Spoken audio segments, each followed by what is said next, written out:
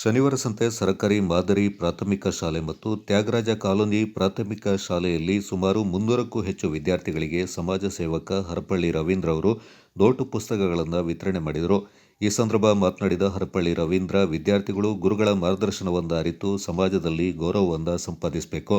ಜೀವನದಲ್ಲಿ ಏನಾದರೂ ಒಂದು ಸಾಧನೆ ಮಾಡಿ ಸಮಾಜದ ಉಳಿವಿಗೆ ಹಾಗೂ ವಿದ್ಯೆ ಕಲಿಸಿದ ಗುರುಗಳಿಗೆ ಗೌರವವನ್ನು ತರುವಂಥ ಕೆಲಸ ಆಗಬೇಕು.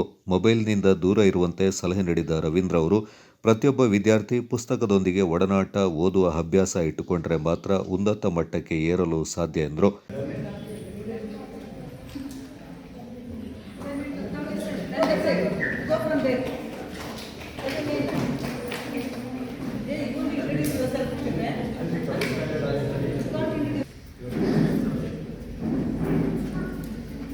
ವಿರಾಜಪೇಟೆದ 2 ಶಾಲೆಗಳಿಗೆ ಮತ್ತೆ ಸಂಪಾಜೆ, ಕುಶಾಲನಗರ, ಶಾಂತಳ್ಳಿ ಮತ್ತು ಇನ್ನಿತರ ಅನೇಕ ಶಾಲೆಗಳಿಗೆಲ್ಲ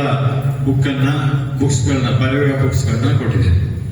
ಇಲ್ಲಿ 260 ಮಕ್ಕಳು ಇದ್ದಾರೆ ಅಂತ ಹೇಳಿದ್ರೆ ಇಲ್ಲಿನ ಬೋಧಕ ವರ್ಗ ಹೇಗಿದೆ ಅಂತ ನಮಗೆ ಅರಿವಾಗುತ್ತೆ. ಇವತ್ತು ಏನಾಗಿದೆ ಅಂತ ಹೇಳಿದ್ರೆ, ಸರ್ಕಾರಿ ಶಾಲೆಯಲ್ಲಿ ಓದೋದು ಅಂತ ಹೇಳಿದ್ರೆ ಒಂದು ಕೀಳರಿಮೆ ಅಂತ ಆಗಿದೆ.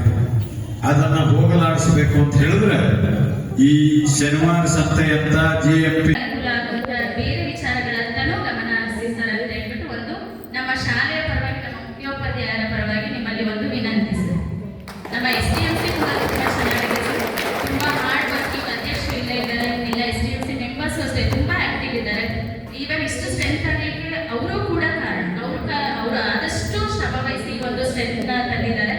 ಸೊ ಹಾಗಾಗಿ ಇಡೀ ಶಾಲೆ ಬಗ್ಗೆ ಒಂದು ಒಳ್ಳೆ ಅಭಿಪ್ರಾಯ ಇದೆ, ಧನಾತ್ಮಕ ಅಭಿಪ್ರಾಯ ಇದೆ. ಹಾಗಾಗಿ ನಿಮ್ಮ ಕಡೆಯಿಂದ ಇನ್ನೂ ನಮಗೆ ಏನಾದರೂ ಸಿಗೋದಾದ್ರೆ ಸೊ ನಮ್ಮ ಶಾಲೆಗೆ ಫರ್ನಿಚರ್ಸ್ ಅಥವಾ ಬೇರೆ ಏನಾದರೂ ವ್ಯವಸ್ಥೆಗಳನ್ನ ಕಲ್ಪಿಸ್ಕೊಡಿ ಅನ್ನೋದು ಒಂದು ರಿಕ್ವೆಸ್ಟ್ ನಮ್ಮ ಕಡೆ. ಈ ಸಂದರ್ಭ ಚಕ್ರವರ್ತಿ ಸುರೇಶ್, ಸೋಮವಾರಪೇಟೆ ಪತ್ರಕರ್ತರ ಸಂಘದ ಅಧ್ಯಕ್ಷ ಹರೀಶ್ ಕುಮಾರ್, ಮುದ್ರಳಿ ವಿನೋದ್, ಪೃಥ್ವಿ ಪ್ರಸಾದ್, ಪ್ರಣೀತ್, ತಾಳೂರು ಪುನೀತ್ ಮತ್ತಿತರರು ಪಾಲ್ಗೊಂಡಿದ್ದರು.